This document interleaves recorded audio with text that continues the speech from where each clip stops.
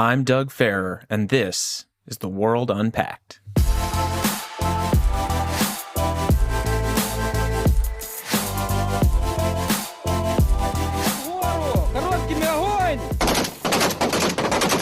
Tensions high tonight on the Ukraine-Russia border, as new intelligence suggests the Kremlin is in advanced stages of planning an invasion of Ukraine as early as next year.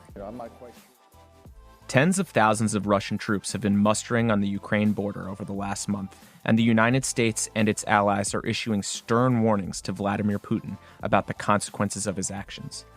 But how is Ukraine, caught between West and East, preparing for the potential onslaught as they stare down the mighty Russian army? Joining me today is Professor Oksana Shevel from Tufts University, a native Ukrainian and an expert in post-Soviet states. We'll unpack what it's like on the front and in the Situation Room in Ukraine today, as it becomes the focal point of the geopolitical struggle between the United States and Russia. Here we go. Oksana, welcome to the show. Thank you for having me. So before we talk about the policy issues and challenges here, I just want to hear more about your personal story. I know you were born in Ukraine. How did you make your way from there to the United States and ultimately to Tufts University as a professor? Yes, I think geopolitics had a lot to do with it. I was born in the Soviet Union and Soviet Ukraine, and I graduated from the university the year the Soviet Union collapsed. And that was the year when, for the first time, there was an opportunity for students who were not in Moscow or, St. Leningrad at the time, but in the former Soviet republics, to apply for scholarships to go study abroad. So I was interested in politics. I kind of was interested, I think, quite since the young age. And then I applied for one of the George Soros scholarships to study in Cambridge, and I received it. And of course, living through the fall of the Soviet Union, had a lot of very exciting developments and sort of things to think about. So I ended up studying that first for my master's and ultimately pursued PhD in the United States and then got a teaching job here. So that's how I ended up teaching at Tufts. Well, we're glad you're here. So before we kind of talk about the present situation, I think it's important for our listeners to hear how we got here. After the fall of the Soviet Union, Ukraine became an independent state. And I guess over the years, it's fair to say that they've been interested in growing closer with the West and Western Europe and the EU. But then obviously Putin felt that went too far maybe. And then in 2014, he annexed Crimea. So can you fill in the gaps there about Ukraine following the fall of the Soviet Union up until the invasion and annexation of Crimea? Yes, of course. I think one thing to keep in mind that Ukraine has very complicated history, right? And then the current borders of Ukraine came about following the end of the Second World War, following, the Molotov-Ribbentrop Pact, which divided Poland and brought what's now Western Ukraine into Soviet Ukraine. So there was, since the Soviet period, we could say there was quite a difference in attitudes, and especially with perestroika, it became very apparent that, say, Western Ukraine was much more oriented towards the West, was more, we can say, to some extent, anti-Russian, kind of wanted to pursue separate paths. And in central and southern Ukraine, it was more mixed story. In the urban centers, there was also sort of shared sentiment of kind of more pro-Western orientation, but we could say maybe outside of urban centers in the central Ukraine, there was sort of more maybe Russia-friendly and kind of pro-Soviet to some extent orientation. But what's important to keep in mind that this has changed since 1991.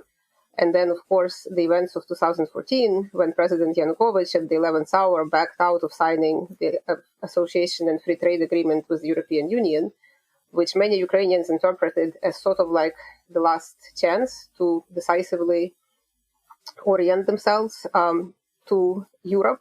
And I think in Russia, they also interpreted it as kind of the last possibility to keep Ukrainians in Russia's sphere of influence was slipping away. And I think that goes quite a long way towards explaining why Putin, what many would say, and I would agree with this, really overreacted in 2014. I think Russia could have kept quite a lot of influence over Ukraine had they not invaded Crimea. And that's sort of the situation that we are faced with now. So you mentioned how Putin could still have a lot of influence over Ukraine, and you also talked about sort of a split between Ukrainians who are oriented towards the West and towards the East.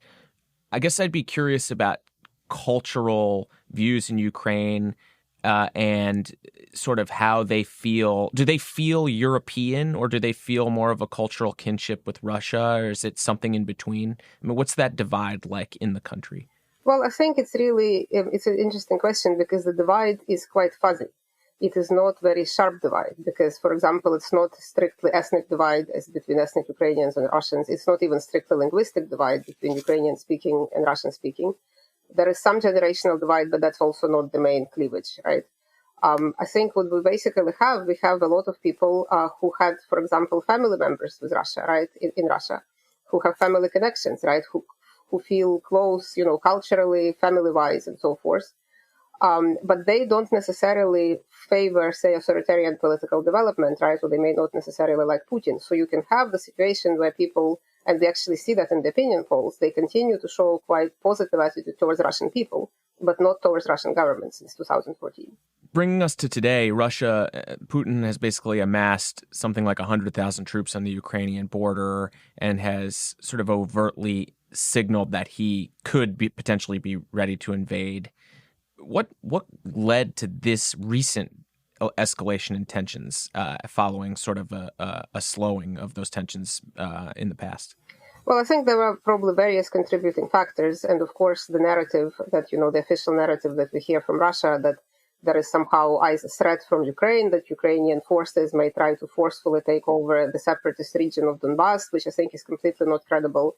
Right? Or even this obsession with NATO, that somehow Ukraine will join NATO. I think even that is not credible. There is absolutely no interest on the part of most NATO member states to accept Ukraine. Right? They wouldn't give Putin a guarantee that it would never happen because that's really, goes into kind of broader issues of state sovereignty and, that kind of against the principles of international law. But as an objective fear, I think that's completely unjustified, I would say, on the part of Putin. So I think, again, we come back to this, and if we put it in broader context of, say, for example, Putin's essay that he wrote over the summer or, helped write a long essay essentially making an argument that Russia and Ukrainians are one people, and sort of this whole phenomenon of Ukrainian independence is somehow detrimental to historical Russia, right? So it sort of goes back to seeming inability on the part of many in Russia to accept geopolitical reality that Ukraine is a separate country.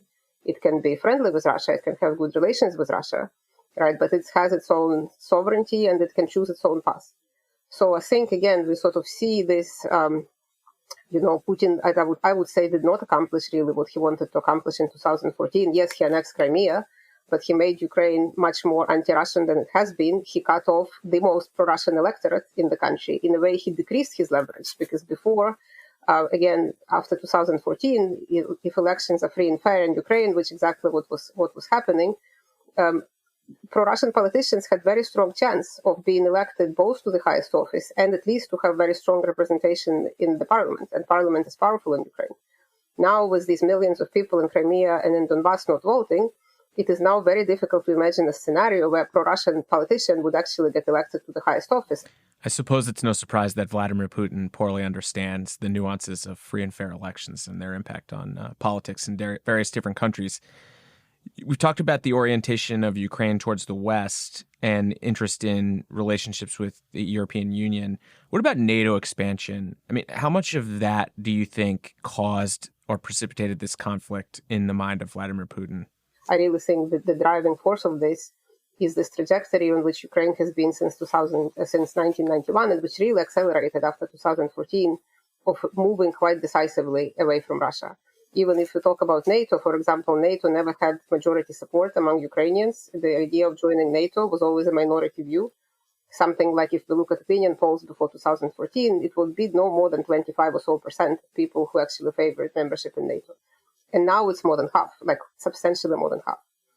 Now, that of course doesn't mean NATO wants to admit Ukraine, but if, say, there was a referendum in Ukraine on joining NATO, it would now pass. And again, I would say Putin can only have himself to blame for this, because this is dramatic change since 2014. So, yes, so I would say that expansion of NATO, if that was really such an existential threat to Russia, kind of, if we bracket Ukraine situation specifically, I think, we would have seen a reaction much sooner, and we didn't, which makes me think that that's really more of an excuse as opposed to a real reason. In the United States, certainly a lot of the talk about this issue has been about the bilateral meeting between Biden and Putin and about Western European potential reaction and consequences should Putin invade. Sadly, very little of the conversation has been about the Ukrainians themselves caught in this great power battle. So I'd like to zoom in a little bit. Have you been in touch with your contacts in Ukraine? What's the mood and atmosphere like over there as they prepare for the possible invasion of the Russian army? From the people I have spoken with, both my colleagues and my friends, and just generally kind of social media discussions that you can follow, there is complete determination to resist. So Ukrainians know that yes, Russia is a much stronger army, right? So if we're talking about sort of the just military power, like Russia, of course, could defeat Ukrainian armed forces, but it will not be a walk in the park. People are completely determined. The army is much stronger now than it used to be. If we add to it the volunteer effort from the Ukrainian civil society, and again, going back to 2014, when the army was essentially non-existent and was essentially crowdfunded by regular Ukrainians who sent anything from, night vision goggles to gloves and things like that. So there is already experience of this organization from, anything from volunteer to territorial defense to now we have some 400,000 veterans who served in the Ukrainian armed forces in the East. So if Putin does engage in this completely crazy invasion, it would be huge consequence. It would be human catastrophe, of course, in the heart of Europe. So I think whoever, analysts and politicians who are thinking about, what is going to likely to happen, what can be done, I think really need to take into account the resolve, the determination, and just the feelings of the Ukrainian people who are a separate actor in this game, right? They cannot be I don't think they can be just made to follow along with whatever, say, may be agreed by, politicians without their consent. So on social media, I've seen some advertisements to join the Ukrainian Armed Forces resurface that are moving and inspirational. And I saw you tweeted a video recently about ordinary Ukrainians joining what's called the Territorial Defense Forces, which is sort of a reserve or a militia force. And we'll put the link to the video in the show notes. My main job, I am a lawyer. We must be prepared to defend. If we fail our independence, we will disappear. So these are stories of everyday men and women who are preparing for war. They're using their own gear and equipment, in some cases like a hunting rifle.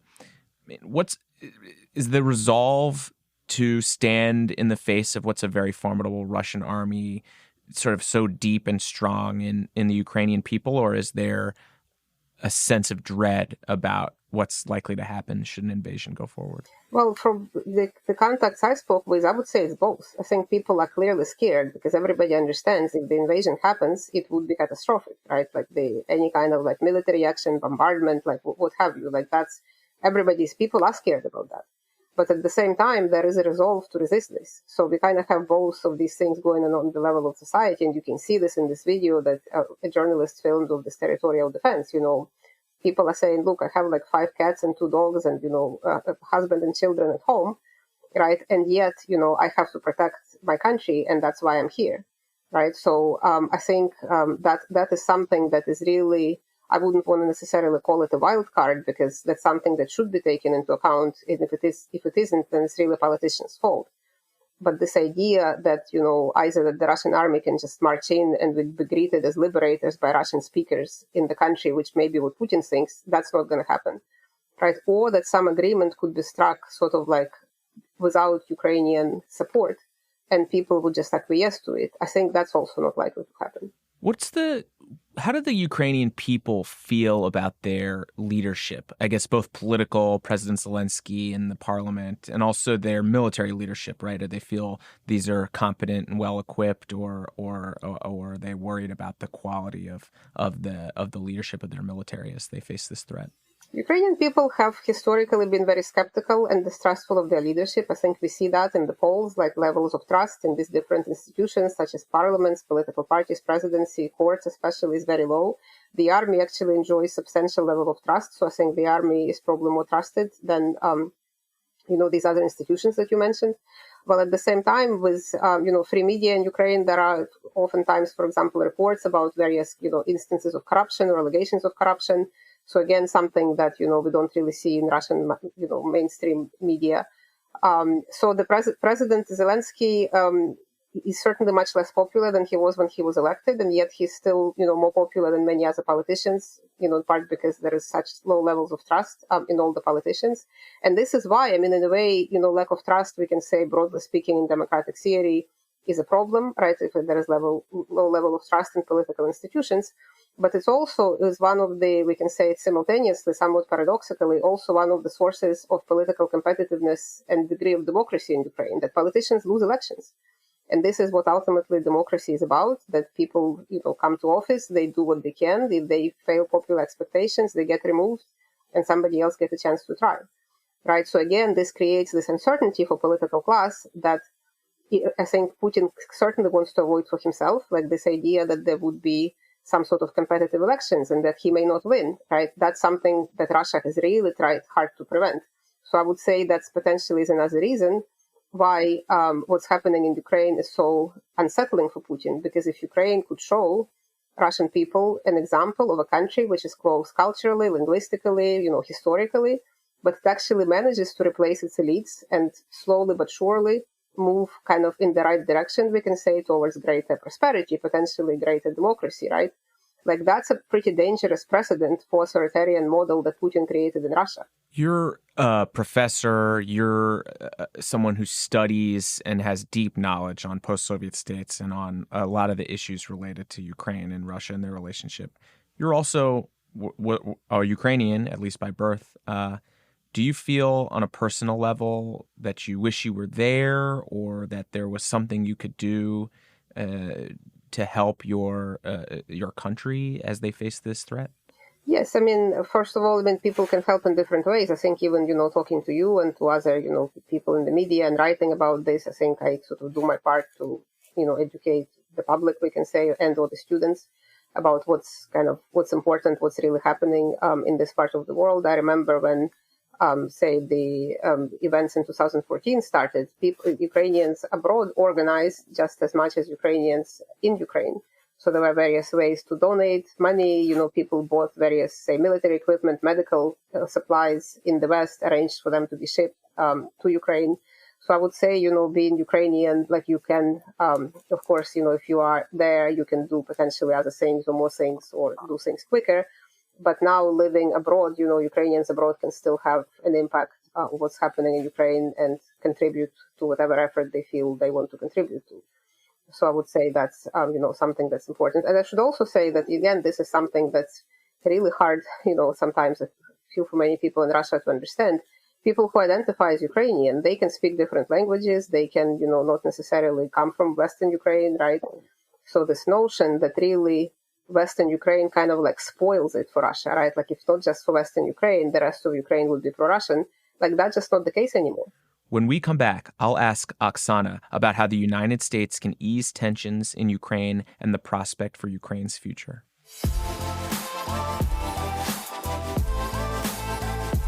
Hey, thanks for listening to The World Unpacked this year.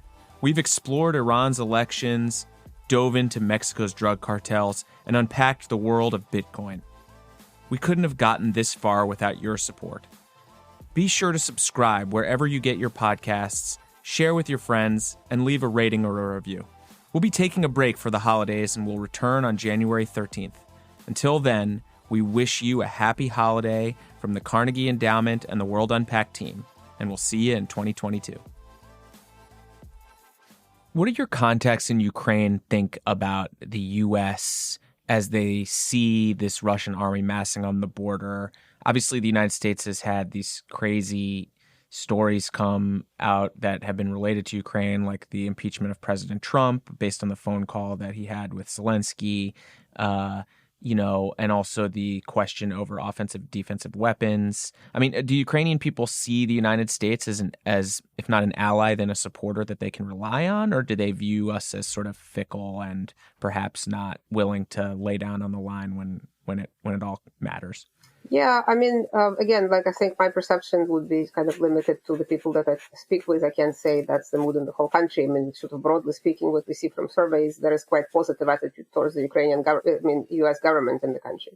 But again, what I see from my interlocutors and again, reading the media, people are very, I would say, skeptical to the point that they make jokes about the Western support, that it often takes a form of expressing grave concern, right? So whenever, say, there are what's perceived in Ukraine as some potential serious threat, from Russia, you'll see comments such as like, okay, so have they expressed grave concern yet, right?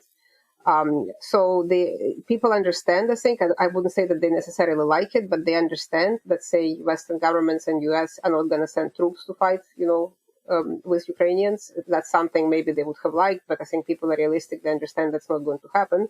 So there is much more sort of sentiment that like we are in it, maybe not entirely by ourselves, but primarily by ourselves, right? So certainly support, military support, as in like equipment, defensive weapons, all of this is very welcomed. But I think there are no illusions that somehow the West or the US would come and save Ukraine. So people really feel it's really up to them, right? And they may count on, at least grave concern and maybe some defensive weapons, but that's about it. You probably saw last week that Biden's national security advisor and our former colleague at Carnegie, Jake Sullivan, said that the United States would be willing to do things now that they weren't prepared to do in 2014. Things we did not do in 2014, we are prepared to do now. What do you make of that? I mean, I would agree there's not a large chance that the United States is going to commit troops to this if the invasion goes forward. But what more could they do that they haven't done, in your view?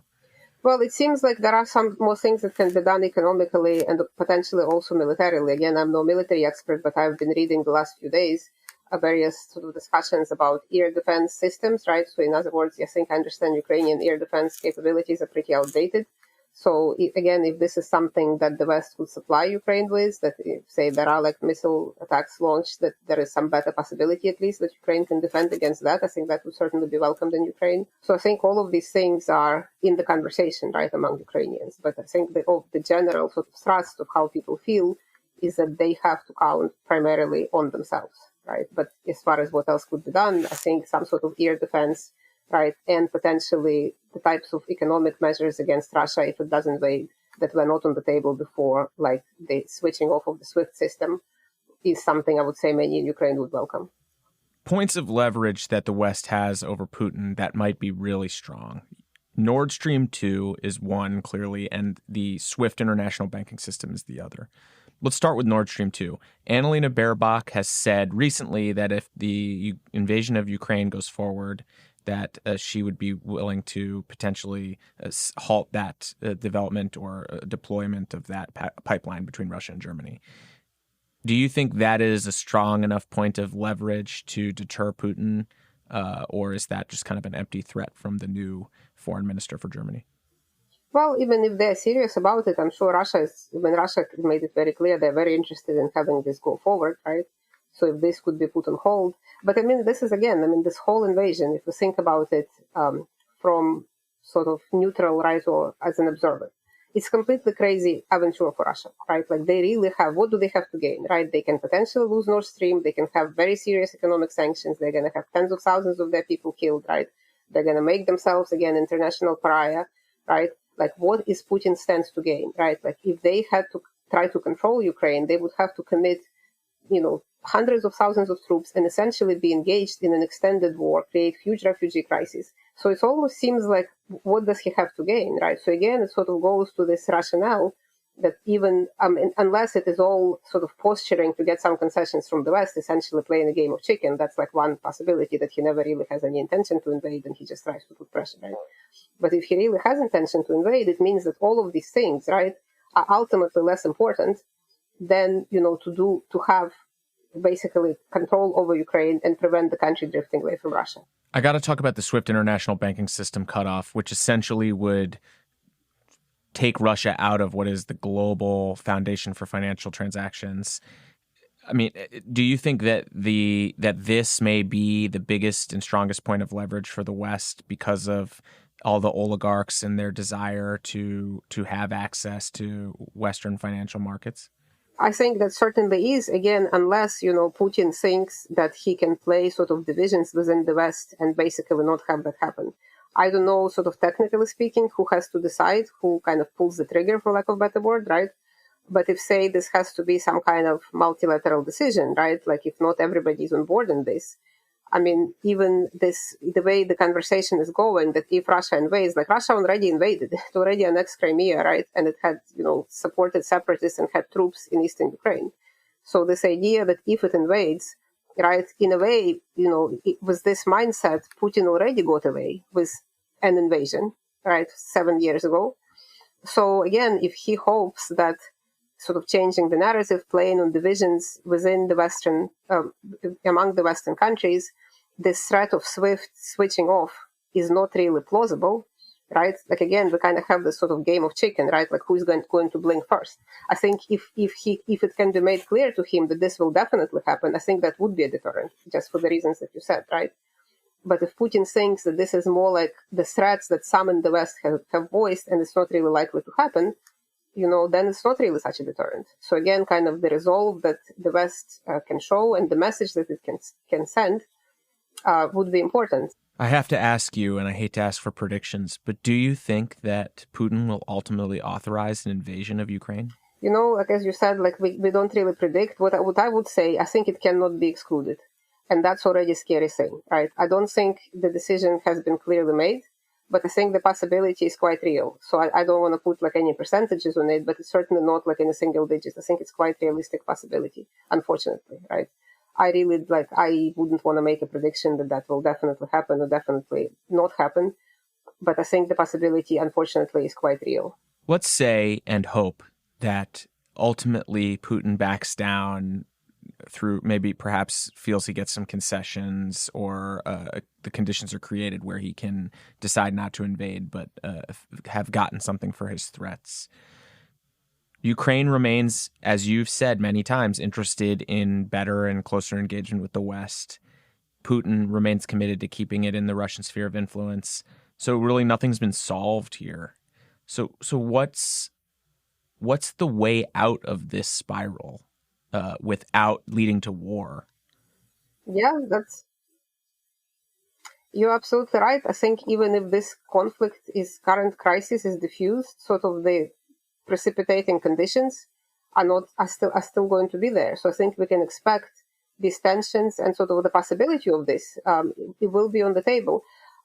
It's really hard to say like what would change. I mean, one thing that would change things if, say, there was some internal domestic change in Russia, right? Putin has already been in power longer than Brezhnev, right? Like he's still disposed to stay for quite a while, but eventually, he will go one way or the other, right? Like that could be one of these sort of critical junctures when things could change, right? Again, if there was some sort of other geopolitical realignment, let's say there was potentially a resolve on the part of the NATO countries to admit Ukraine, like that could up the ante and potentially, make the tension is really even higher, because then it's sort of like be all and all be all, right? Again, the question would be, if, say, Ukraine were a NATO member, would Putin invade? Would other countries fight? And I really kind of struggle to think what else might need to happen for these tensions to abate and the situation to change dramatically from what it is now. Putin, in a way, I would just add one more thing. I think he's sort of putting himself more and more in the corner, because how many times can you do this sort of troop build up, talk of invasion, right? Make these demands and then back off, right? Like if he keeps doing that, it also runs the risk of him appearing weak, right? Like you sort of threaten the invasion, then you pull back, nothing really changed otherwise, right? So I think, he has really, by doing it twice this year, because there was a similar situation in April of this year, right? It's, so I don't know. I was going to say as a Ukrainian that I hope he gets over Ukraine. Like, just Russia is a big country. There are many problems he can solve there. Just like, forget about Ukraine. But he clearly doesn't seem to be able to. But it is overall, I would agree with you, it's a dangerous situation. So even if the situation was diffused now, an invasion didn't happen, the underlying causes, right, like what led to this confrontation, right, like what concerns that Russia has, what obsessions that Putin has, like that's all still remains. So unfortunately, it does look like not particularly optimistic short-term outlook. Oksana, thanks for coming on and explaining what is a dangerous and complicated situation. And all of us in the United States will be hoping for a peaceful outcome in Ukraine. Yes, the people in Ukraine are hoping for the same thing. Hey, thanks so much for listening. We want to hear from you, so email us at podcasts@ceip.org. And you can find me on Twitter at Douglas L. Farrer. That's Farrar. If you like the show, please hit that subscribe button and leave us a review or a rating. The World Unpacked is produced by the Carnegie Endowment for International Peace. Our audio engineer is Tim Martin, and our executive producers are Cliff Jayapranada and Clarissa Guerrero.